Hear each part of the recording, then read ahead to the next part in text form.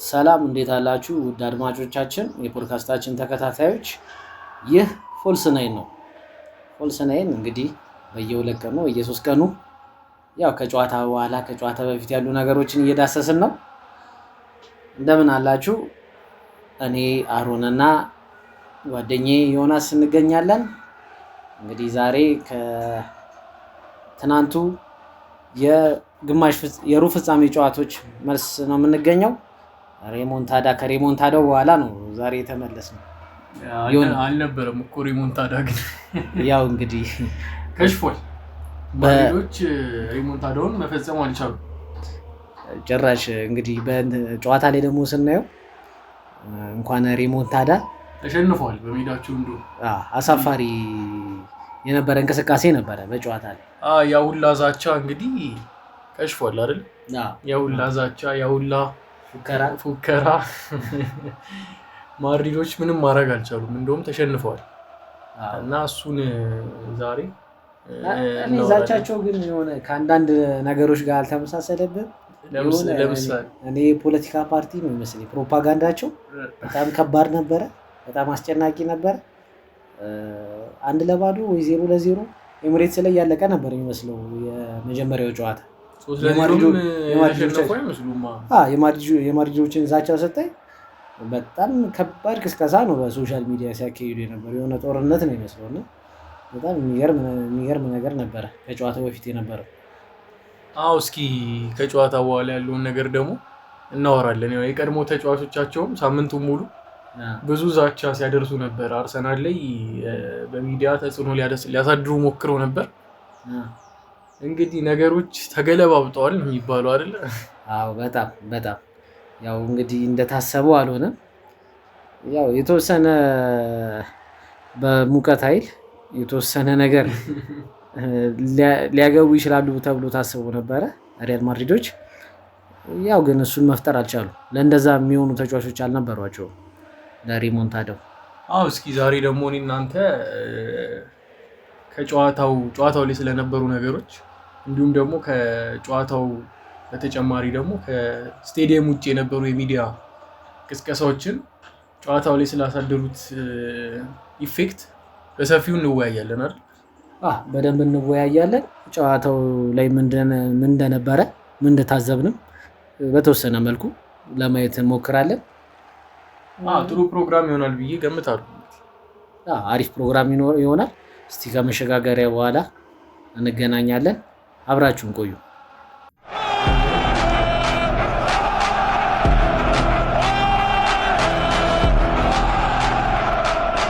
መልሰናል። እንግዲህ አድማጮቻችን ጨዋታው እንዴት አየኸው አሩና? እንግዲህ ጨዋታው በጣም ጥሩ አዝናኝ የሚባል ባይባልም ግን አርሰናል በስነ ስርዓት ያው ባለፈውም እንደተነጋገርነው ስትራክቸሩን ጠብቆ ነው የተጫወተው። በጣም አሪፍ ነበረ። በተለይ ሰከንድ ሃፍ ላይ ጥሩ ተንቀሳቅሷል። አብዛኞቹ ተጫዋቾች በቃ የተሰጣቸውን የቤት ስራ በትክክል ነው የተወጡት ብዬ ነው የማስበው። ሪያል ማድሪድ ደግሞ ያው እንግዲህ በኢንዲቪጁዋል ብቃታቸው በነ ቪኒ ጁኒየር በነ ምባፔ በነ ሮድሪጎ ነበር የታሰበው፣ በነ ቤሊንጋም እንደዛ ሆኖ ግን እንትን አላሉ፣ ልዩነት መፍጠር አልቻሉ። ያው ቲም ምን ያህል እንደ ቲም በግለሰብ ሳይሆን እንደ ቲም አንድ ቲም ከተዋቀረ ምን ያህል ተጽዕኖ መፍጠር እንደሚችል በደንብ ያየንበት ነው። ያው አርሰናሎች የማይፈርስ ግድግዳ በሉ ተከላካያቸው አይደል? በጣም እጅግ የጠነከረ ስትራክቸሩን የጠበቀ በጣም ዲሲፕሊን እንዲሆነ ተከላካይ መስመርን በመገንባታቸው ለማድሪዶች መፈናፈኛ ቦታም ነበር ያሳጧቸው። ያው እጁ ውርወራ እንኳን ሲወረወር አይተሃል። የሚወረውሩበት ቦታ እስኪያጡ ድረስ ነው ማድሪዶች ክፍተት ማግኘት ያቃታቸው። እንደ ባፔ አይነት አጥቂዎች መሀል ሜዳ ድረስ መጥተው ኳስን እስኪቀበሉ ድረስ ነው ማድሪዶች መፈናፈኛ ያጡት። ቪኒሺየስ ጁኒየር መጫወቻ ቦታ አጥቶ ነበረ። ወደ 45 የሚጠጉ ክሮሶችን አድርገዋል ማድሪዶች። ያው ይሄ ስለ ጨዋታው ብዙ ይነግረናል። አርሰናሎች ማድሪዶችን ኮርና ማይሚን ክሮሶችን እንዲያረጉ በጣም እየፈቀዱላቸው ነበር። ያንን ያረጉበት ደግሞ ምክንያት አላቸው። በግልጽ እንደሚታየው ታርጌት ማን የላቸውም። ኮርቷ ነው መሰለኝ ከጨዋታው በኋላ ክሮሶችን በጣም እያረግን ነበር። ሆሴሉ ያለች ኮርና የክሮሶችን በተደጋጋሚ ሲያረጉ ነበር እና ምንም መድረሻ የሌላቸው ታርጌት የሌላቸው አላማ የሌላቸው ክሮሶች ነበሩና አርሰናሎችም ያንን እንዲያደርጉ ፈቅደውላቸዋል። የፈቀዱላቸውም በግልጽ ይታያል። ምክንያቱ ታርጌት ማን የላቸው እንደ ሆሴሉ አይነት እንደ ካሪም ቤንዜማ አይነት አጥቂዎችን አሁን የላቸውም እንደ በፊቱና አርሰናሎች ኢንጆይ ያደረጉት ጨዋታ ይመስለኛል። የማድሪድ አታክ እንደተፈራው አይደለም። የተፈራው ሌላ ነው፣ ሜዳ ላይ ያየነው አታክ ደግሞ ሌላ ነው እና እኔ ጨዋታውን በጣም ኢንጆይ አድርጌያለሁ። ግን በማድሪዶች በኩል ያየሁት ነርቨስነስ በጣም አስገራሚ ነው። 15 ጊዜ ቻምፒዮንስ ሊግ ያነሳ ቡድን እንደዚህ ነርቨስ ሆኖ ሲጫወት በጣም ማመን ያስቸግር ነበር። የመጀመሪያዎቹ ደቂቃዎች ላይ ራሳቸውን አሳምነው ነው የገቡት። ጎል ካላገባን እንደተሸነፍን እንቆጥራለን ሲሉ ነበር ዳኒ ሴባዮስ አይነት ተጫዋቾች እና በጣም ጥድፊያ የበዛበት ጨዋታ ነበር። የመጀመሪያው 15 ደቂቃ በጣም ተጣድፈው ጎል ለማግባት ሞክረው ነበር፣ ግን ነገሮች በተቃራኒ ነበር እንደሚሆኑት። አርሰናል ጎል ሊያገባ ተቃርቦ ነበር። ቡካዮ ሳካ ፔናልቲ አግኝቶ ነበር አልተጠቀምበትም እንጂ እና ለማድሪዶች ጥሩ ምሽት አልነበረም አይደለም። በጣም መጥፎ ምሽት ነበረ። ያው እንግዲህ በርዕሳችንም ላይ ቡጊነቱን ያሳየበት ነው። ገነር ለማድሪድ በቃ ቡጊ ቲም ነው የምንለው አይነት ነው። ማለትም ባርሴሎና ሙኒክ ለባርሴሎና ቡጊ እንደሆነው እንደዚህ ሌሎችም እንዳለ ሆነው አርሰናል ደግሞ ለሪያል ማድሪድ ፍጹም የማይመቸው ቡድን መሆኑን አሳይቷል በተለያዩ ዘመናት። 2006 ላይ እንግዲህ እንደዚሁ በኳርተር ፋይናል ነው አሸንፎት ሄዶ ለዋንጫ የደረሰው እና ያንን ስታይ አርሰናል በጣም ጥሩ እንቅስቃሴ አድርጓል። ተጫዋቾቹም ኢንዲቪጁዋሊ በጣም የተሳካ የሆነ እንቅስቃሴ ነበረ ሲያደርጉ የነበረው። ሉዊስ ስኬሊ ከሉዊስ ስኬሊ ያው ብጀምር በጣም ደስ ይለኛል። ለምን የ18 ዓመት ልጅ ባለፈው ዓመት ምንም ጨዋታ የተሳተፈ አይመስለኝም። በፕሪሚየር ሊጉም እንግዲህ በቻምፒየንስ ሊጉ አንደር 18 ነበር። አንደር 18 አንበል ላይ ነበረ፣ ልጅ ነበር፣ መሀል ላይ ነበረ እና ከዛ በዚህ ዓመት ያው እንግዲህ ለመጀመሪያ ጊዜ ያየነው ከሲቲ ጋር በሲቲ ጨዋታ ያው እንግዲህ ብዙ ውዝግብ የነበረበት ጊዜ ነበረ። ከሃላንድ ጋርም የተወሰነ ሰጣ ገባ ውስጥ ገብቶ ነበረ። እንግዲህ ከዛ በኋላ እና ካላፊዮሪን በ42 ሚሊዮን አርሰናል አምጥቶ ያን ግራ ቦታ እሸፍናለሁ ብሎ ያመጣው ካላፊዮሪን ነበር። እንደዚሁም ደግሞ እነ ዚንቼንኮ እነ ቴርኒ ምናምን የመሳሰሉ ተጫዋቾች ነበሩ።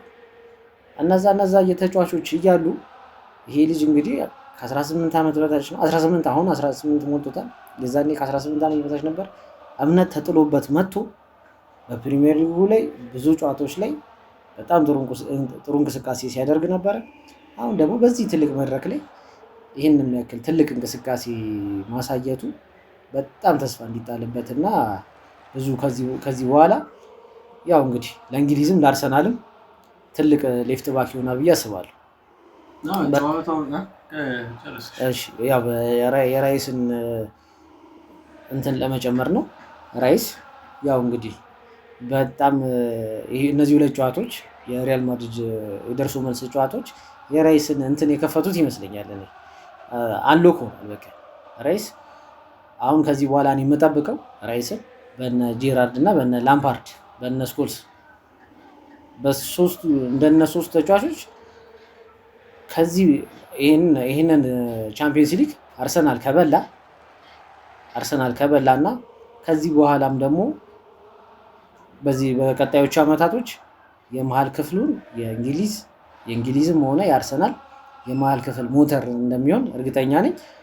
ከዚህ በኋላም ደግሞ ከዚህ በኋላ ላሉት የፕሪሚየር ሊግም ሆነ የቻምፒየንስ ሊግ ቀጣይ አመታቶች የራይስ ጥሩ መሆን ትልቅ ብራይት የሆነ ፊውቸር ነው የሚያሳየው ለእንግሊዝም ለአርሰናል እና ይህ ትልቅ አንድምታ ያለው ጨዋታ ነው።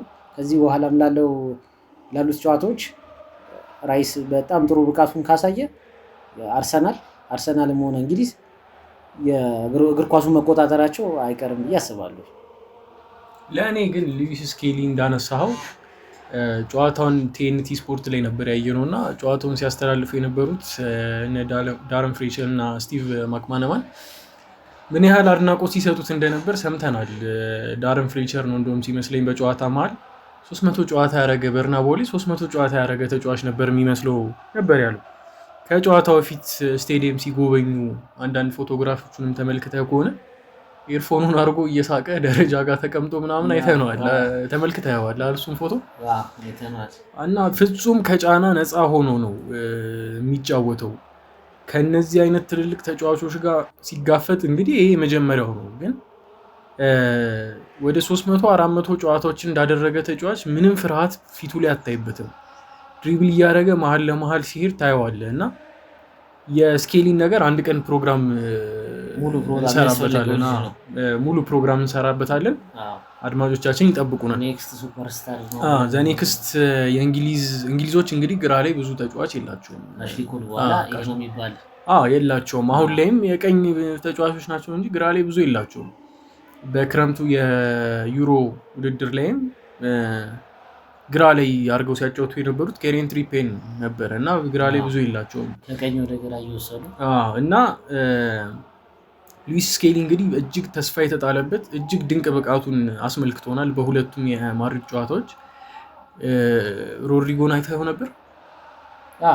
ሮድሪጎ እንትኑን ያየሁት ሲቀየር ነው ያየሁት። እውነት ለመናገር ሮድሪጎ በሁለቱም ጨዋታ ሮድሪጎን ቆልፎት ነበር ሉዊስ ስኬሊ። ስለ ራይስ ካነሳህ ግን የ105 ሚሊዮን ዝውውር ማንም ስለ ብሩ የሚያነሳ አይመስለኝም ከዚህ በኋላ።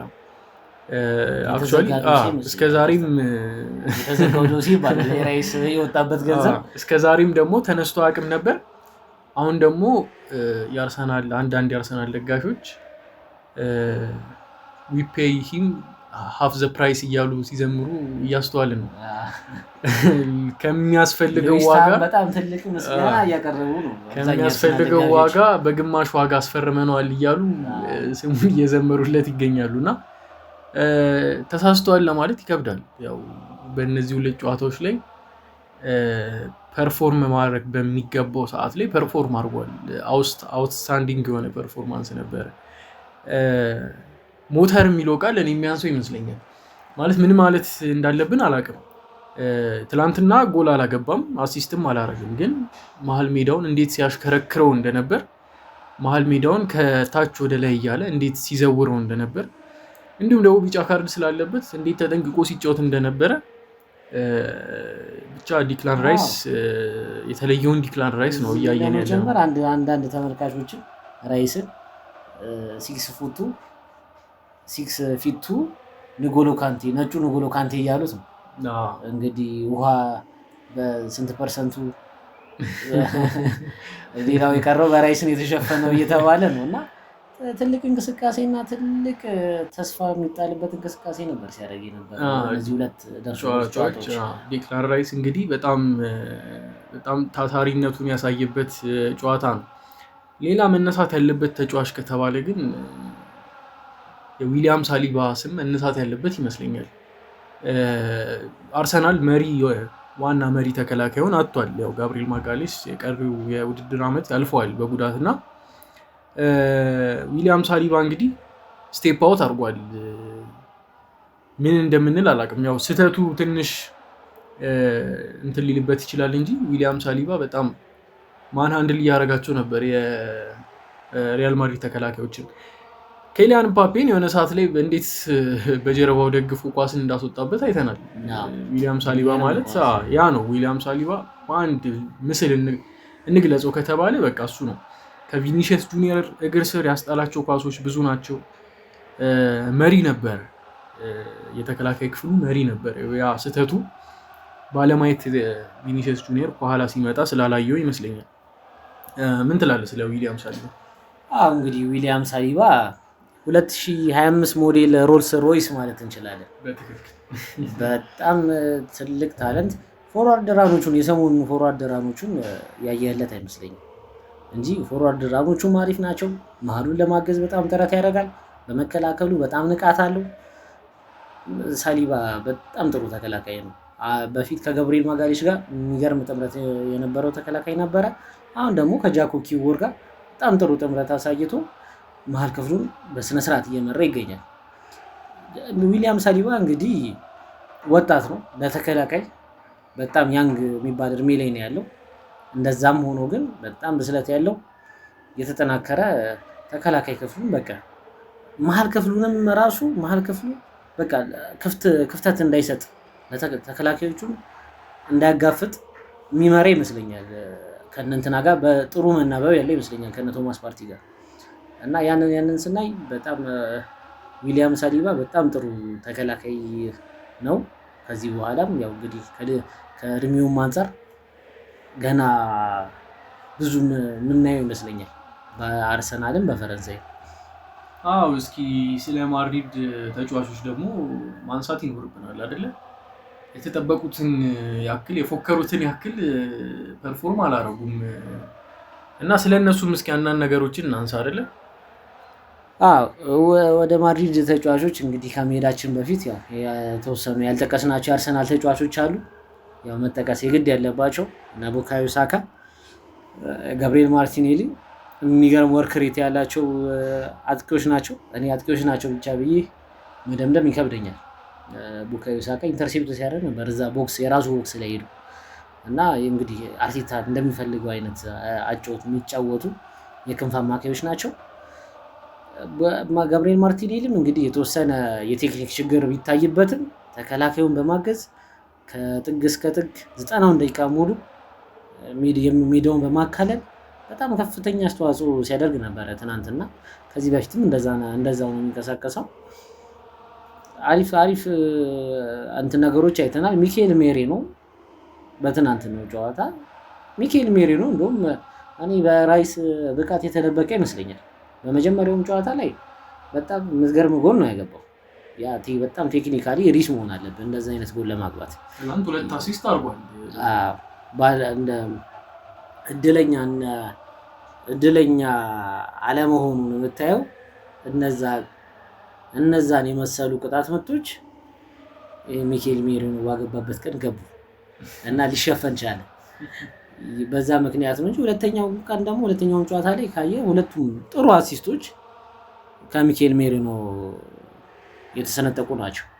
ይሄን ስታይ ሚኬል ሜሪኖ በጣም እንግዲህ እንትን ነው የተባለው የነበረው አጥቂ ስለሌለ ነበር የመጣ የተባለው ከምባፔ ተሽሎ ግን አይተነዋል። እንደዛ ነው የሚታየኝ እኔ በሚገባ የማድሪድ ተጫዋቾች ላይ ነጥቦችን ለማንሳት እንዳልኩት ክሮሶችን ነበር ለማድረግ የሚሞክሩት።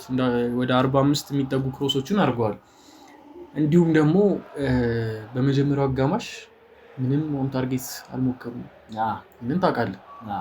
በመጀመሪያው አጋማሽ ምንም ኦን ታርጌት ሙከራ አልሞከሩም ነበረ። ቪኒሲየስን፣ ኬሊያን ምባፔን እና ሮድሪጎን የያዘ የአጥቂ ክፍል በመጀመሪያው አጋማሽ ምንም ኦን ታርጌት ሙከራ የለውም ብሎ ለመናገር ከ15 ቀን በፊት ከወር በፊት አርሰናል ከማድሪድ ጋር ሲደለደል ይህ ነገር ይፈጠራል ብሎ ለማሰብ ይከብድ ነበር። ነገር ግን አርሰናሎችም አድርገውታል። የማድሪድ ተጫዋቾች ትላንት እንዳለው ነው። በፕሮግራማችን ኢንዲቪዥዋሊቲ ላይ ነበር ፎከስ ያደርጋሉ ያለው ማድሪዶች። ትላንትም ያየነው እሱን ነው። ምንም ስትራክቸር አልነበራቸውም። ያለ ቡድን መዋቅር፣ ያለ ዝግጁነት፣ ያለ ጌም ፕላን ነበር ለመጫወት እየሞከሩ የነበረው። ካርሎ አንቸሎቲ እጅግ ሀሳብ አጥሯቸው አይተናል። ምን ማድረግ እንደነበረባቸው አይተናል። መሀል ሜዳው ፈጠራ በጣም ይጎለው ነበር። ባለፈው እንዳልነው ቶኒ ክሩስን በጣም ሚስ አድርገውታል። ዲያሚ ሴባዮስን አስገብተውታል፣ ግን ምንም ለውጥ አልፈጠረላቸውም። ማድሪዶች እጅግ ተቸግረው ነበር። ብቸኛ ተስፋ የነበራቸው የመስመር ተጫዋቾቻቸውን ተማምነው በመስመሮች በሚመጡ ኳሶች፣ በክሮሶች ለመጠቀም ነበር፣ ግን እሱም አልተቻለም። መሀል ሜዳው ፈጠራ ይጎለዋል እና የማድሪድ ችግር ብዙ ነው። እንዲህ ብለን ለማውራት ጊዜ ላይ በቃን ይችላል። ነገር ግን የአርሰናሎች የማድሪድን ችግር በሚገባ ኤክስፕሎይት አድርገዋል። ያየነውም እሱ ነው። በድምር ውጤት 5-1 ይህንን ከወር በፊት ለማሰብ ይከብድ ነበር። እጅግ በጣም ከባድ ነበር። አሁን አርሰናል ለግማሽ ፍጻሜው ከፒኤስጂ ጋር ይገናኛል። ከፒኤስጂ ጨዋታ ምን መጠበቅ እንዳለብን ብንወያይ ጥሩ መሰለኝ። ከዛ በፊት ስለ ሪያል ማድሪድ ትንሽ የሆነ ነገር ልበልና ያው እንግዲህ ሪያል ማድሪድ በዚህ ዓመት ጥሩ እንዳልነበረ ያው ከመጀመሪያው ጀምሮ ያስታውቃል። ያው ብዙ ነገር አስተውለናል። በማድሪድ ላይ ትላልቅ ተጫዋቾች አሏቸው። ከፊት መስመር በጣም የተሳለ ያው በግለሰብ ደረጃ ከሄድን እንግዲህ ዓለም ላይ አሉ ከሚባሉት ተጫዋቾች ያሉት አጥቂዎች ያሉት ሪያል ማድሪድ ውስጥ ነው። በጣም ሻርፕ፣ በጣም ንቁ፣ ፈጣን ጥሩ አጥቂዎች የሚባሉት ሪያል ማድሪድ ውስጥ ይገኛሉ። ግን ሆኖ እንደ ቲም ሪያል ማድሪድ ጥሩ አይደለም። ከኋላ ብንሄድ ጥሩ አይደለም። ከመሀልና ከኋላ በጣም የሚቀረው ቲም ከኋላ አሁን ባለፈው ዓመት ቻምፒየንስ ሊግ ሲበላ ትዝ ይለናል። ቻምፒየንስ ሊግ ላይ በጣም ትልቅ አስተዋጽኦ ሲያደርግላቸው የነበረው ማን ነበረ? ዳኒ ካርቫያል ነበር ባለፈው ዓመት። አሁን እንደዛ አይነት ፈጣን ልምድ ያለው ከኋላ ሆኖ ቲሙን የሚያንቀሳቅስ አይነት ተከላካይ የላቸው። ያ ትልቅ ክፍተት ነው የፈጠረው። እንደነ ኤደር ሚሊታው መጎዳት እነሱም አንድ አቅም ነበሩ። እነዛን ስናይ ወደፊትም ደግሞ ትንሽ ወደኋላ ሄደን ብናይ በግራ ላይ ወደ ግራ ላይ የሚጫወተው ማርሴሎን ማየት እንችላለን። ማርሴሎ ከአትሌቲኮ ማድሪድ ጋር ያደረጓቸው ሪያል ማድሪድ ያደረጋቸውን ጨዋታዎች ካየን ለዋንጫ ያለፈባቸውን ለዋንጫ የነበሩትን ጨዋታዎች ላይ ካየን በጣም ትልቅ አቅም ነበረ። እነዛን ነገሮች ስናስተውል አሁን ሪያል ማድሪድ የጎደለው አንድ እሱ ነው። ሁለተኛ ደግሞ ወደ መሀል ስንሄድ እነ ቶኒ ክሩስ የሉም፣ እነ ካዝሜሮ የሉም። ጨዋታ ገዳዮች ጨዋታን እነሱ በሚፈልጉት አይነት ቅርጿት የሚጫወቱ ተጫዋቾች እነሱ አይነት ተጫዋቾች በጣም ነው የሚጎሉት። እነ ቹዋሚኒ እኔ በቂ ናቸው ብዬ አላስብም። እነ ካማቪንጋ እነ ቹዋሚኒ ተቀይሮ የገባው እንዲሁም ሴባዮስ ያው እነሱ ምናልባት ለእንትን ሊሆኑሉ ይችላሉ ለሊጋ እንጂ ለቻምፒየንስ ሊግ ለዞም እንግዲህ አሁን የዘንድሮ አርሰናል በጣም ከባድ አርሰናል ነው። እንግዲህ ፕሪሚየር ሊግም ላይ ተጫዋቾች ባይጎዱበት ምናምን ብዙ ነገር መፍጠር የሚችል አርሰናል ነበረ። ይህንን ስናይ ሪያል ማድሪድ ያው ብዙ የቤት ስራ ይጠብቀዋል። ካርሎ አንቸሎቲ ደግሞ ያው ባላቸው ስኳድ ለመጠቀም ሞክረዋል፣ ግን ብዙ ችግሮች ነበሩ። የተጫዋች ግዥም ላይ ይህን ያህል ኢፌክቲቭሊ ያልተንቀሳቀሱም ነበረ። ያው አሁን ያ እንግዲህ ጎርቷቸዋል ብዬ አስባለሁ። ቀጣይ ወደ ምን እንሂድ? ማድሪድ እንዳልከው ነው። ማድሪድ የተጫዋቾች ጉድለት አለበት። በተለይ የአማካይ ተጫዋቾች ጉድለት አለበት። ለመሀል ቡድኑ ፈጠራ የለውም። ቅድም እንዳልነው ነው። መሀል ላይ የቡድኑን ባላንስ የሚቆጣጠር ተጫዋች የለውም። በቶኒ ክሩስ አይነት ደረጃ ያለ ተጫዋች ማምጣት ይኖርባቸዋል። ከማርቲን ዙቢሜንዲ ጋር ስማቸው ሲያያዝ ነበረ። ምናልባት አሁን ላይ ገበያ ላይ ስማቸው እየተጠራ ካሉ ተጫዋቾች መካከል የቶኒ ክሩስ አይነት ባህሪ ያለው ተጫዋች እሱ ይመስለኛል። በጣም ይጠቅማቸው ነበር። ነገር ግን ውሸት ነው እየተባለ ነው። እሱም አይደለ ሀሰተኛ መረጃዎች ነው እየተባለ ነው። በጣም ይጠቅማቸው ነበረ። በእርግጥ እንደሱ አይነት ተጫዋች ነው ያጡት። ነገር ግን ማድሪድ እኔ እንደሚመስለኝ የቡድኑን ፎርሙላ ካገኘ ዓለም ላይ እጅግ በጣም አስፈሪው ቡድን የሚሆን ይመስለኛል። ምንም የሚገድባቸው ነገር ያለ አይመስለኝም። አጥቂዎቹን ካየኸው አጥቂዎቹ በጣም ጥሩ ናቸው። እና ቤንዜማም እና ቪኒሺየስም ኢቨን ሮድሪጎ በጣም ጥሩ አጥቂዎች ናቸው። ግን አሁን የቲሙ ችግር ያለው መሀል ላይ እና ተከላካይ ላይ ነው። በረኛውም በጣም ጥሩ በረኛ ነው። ኮርቷ በሁለቱም ጨዋታዎች ላይ አሳይቶናል ምን አይነት አቅም እንዳለው። ግን ተከላካይ ላይ ከሄድክ እነ ሩዲገር ራሱ አሁን ጥሩ አይደለም። በዛ ላይ እሱ ብቻ ነው እንግዲህ ካለፉት ዓመታት ከነባሩ ቲም ላይ የነበረው ልምድ ያለው ተከላካይ እሱ ብቻ ነው ያለው እንጂ ሌሎቹ እና አሴንሲዮ እና ሉካስ ቫስኬዝ እንግዲህ በፊት የሚጫወትበት የነበረው ቦታ ሌላ ቦታ ነው።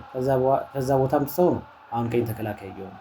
ቀኝ ተከላካይ ደግሞ በጣም አቅሙ የተወሰነ ነው፣ እድሜም አለ፣ ተፈጥሯዊ ቦታውም አይደለም። እሱን ስናይ ሉካስ ቫስኬዝ በቃ ተከላካዩ ከሞላ ጎደል ጥሩ አይደለም። ከዛ በኋላ ደግሞ ቫልቬርዴ ምን የመሰለ የመሀል ተጫዋች ነው። እሱን ወስደህ እዛ ጋር ማጫወት ማለት በአርሰናልም ላይ እንደምናየው ማለት ነው። ቶማስ ፓርቴ አርቴታ ወስዶ ቀኝ ተከላካይ ሲያደርገው ፕሪሚየር ሊግ ላይ ከብዙ ጨዋታዎች ሎስ ያደረገበት እዛ ቦታ ላይ ቶማስ ፓርቴን ወስዶ ሲያጫውተው እና እንደዚህ አይነት የፎርሜሽን ለውጦች እንደነዚህ አይነት ትላልቅ ቡድኖችን ትልቅ ዋጋ ያስከፍሏቸዋል። ያው ሲያስከፍላቸውም አይተናል ብዬ አስባለሁ። አዎ እንግዲህ አርሰናሎች ግን እንደ ግሩፕ በመጫወታቸው እንደ ቲም በመጫወታቸው በጣም ኦርጋናይዝድ እና ዲሲፕሊንድ ሆነው በመጫወታቸው የሚገባቸውን ውጤት አግኝቷል። በሚገባ በጣም ዌል ስትራክቸርድ ነው። እያንዳንዷን የሜዳ ክፍል ሸፍነው ነው የሚጫወቱት። ምንም ክፍተት አይሰጡም። በጣም የሚደነቅ ቡድን ነው ሚኬል አርቴታ የሰራው። ከጨዋታውን በኋላ በሰጠው አስተያየት ከፔፕ ጋርዲዮላ ጋር ንግግር እንዳረገ እና ፔፕ ጋርዲዮላ ማመስገን እንደሚፈልግም ተናግሯል አይደለ? ያው ከአሰልጣኙ ከሱ ከመንገድ መሪው ያሳየበት ነው አርቴታ ከመንገድ መሪው ልምድ እንደወሰደ ተናግሯል። እና አርሰናሎች የሚገባቸውን ውጤት አግኝተዋል።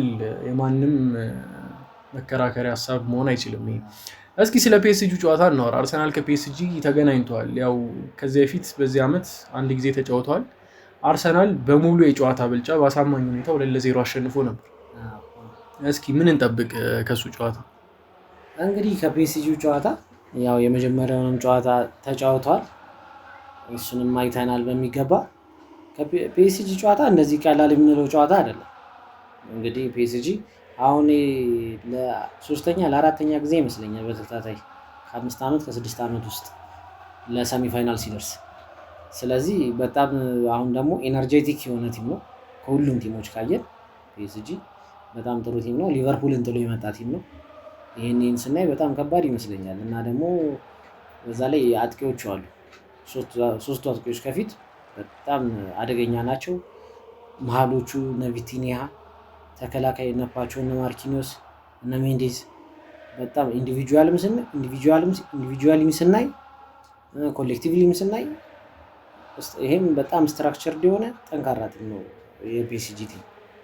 ፒኤስጂ እንግዲህ የትራንዚሽን ሞንስተር ናቸው። በጣም እጅግ በጣም ፈጣን ተጫዋቾች አላቸው። ሀኪሚና ሜንዴዝ እንዴት እንደሚጠቀሙ በአስቶን ቪላው ጨዋታ በሚገባ አይተናል።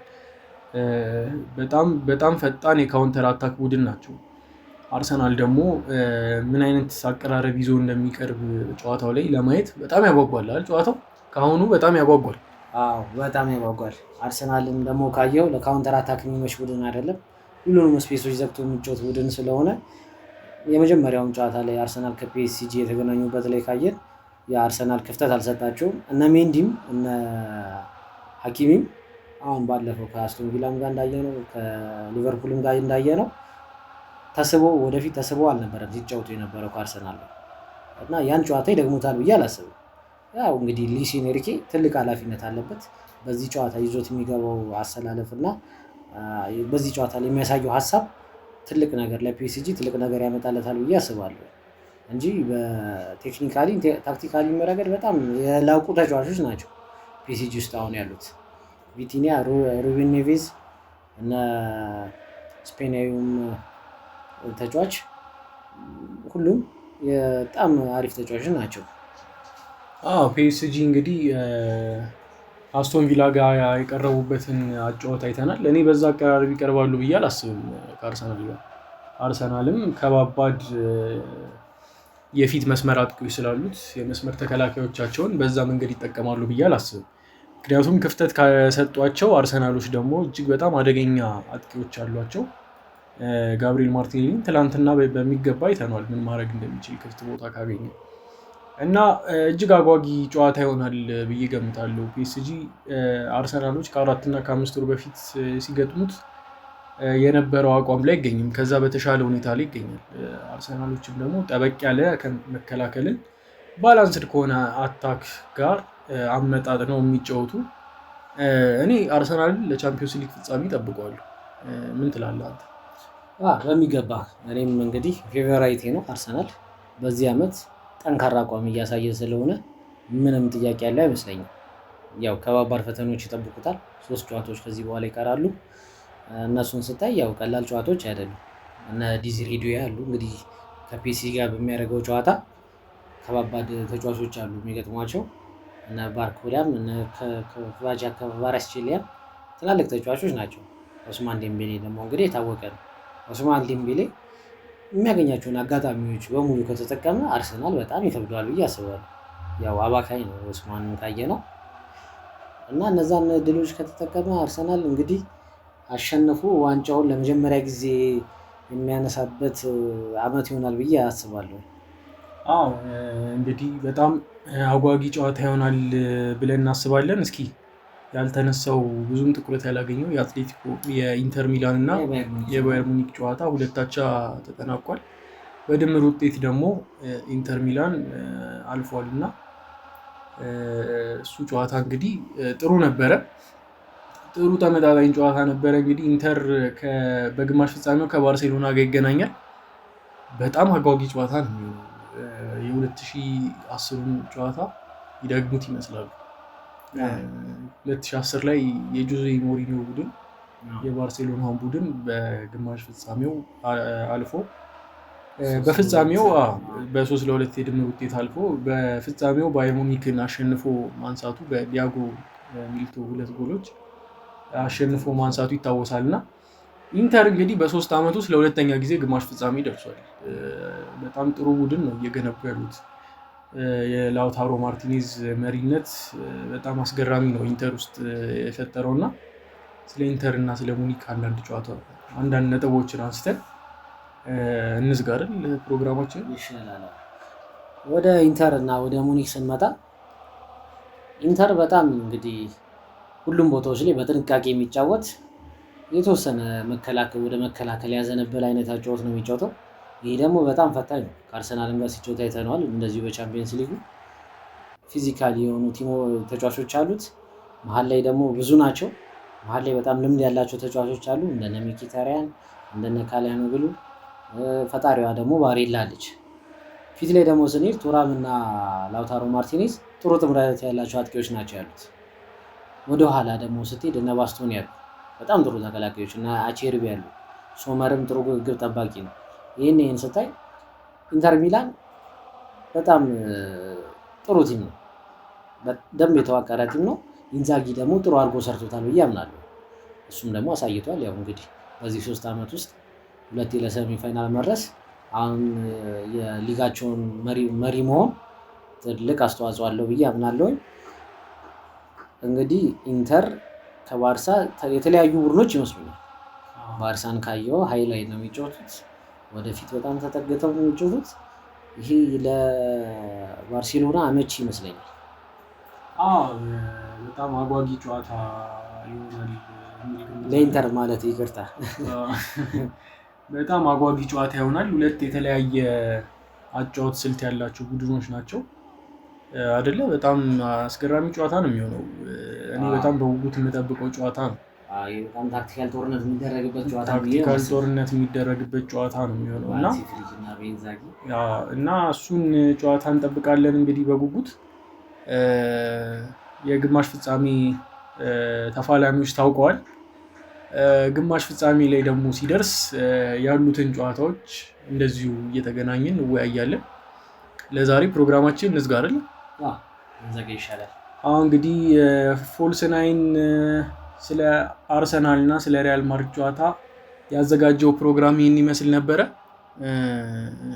በቃ በሌሎች ፕሮግራሞች ደግሞ እንገናኛለን። ፕሪሚየር ሊግ እስከምንመለስ በዚህ ሳምንት አሁን በፕሪሚየር ሊግ የሚደረጉ ጨዋታዎችን የተወሰነ እንዳሳቸው ጨዋታዎች ይኖራሉ። በዛ ፕሮግራም እስከምንገናኝ ይጠብቁን። እንግዲህ ሰላም ቆዩ። እሺ፣ ሰላም ሁኑ። ቻው።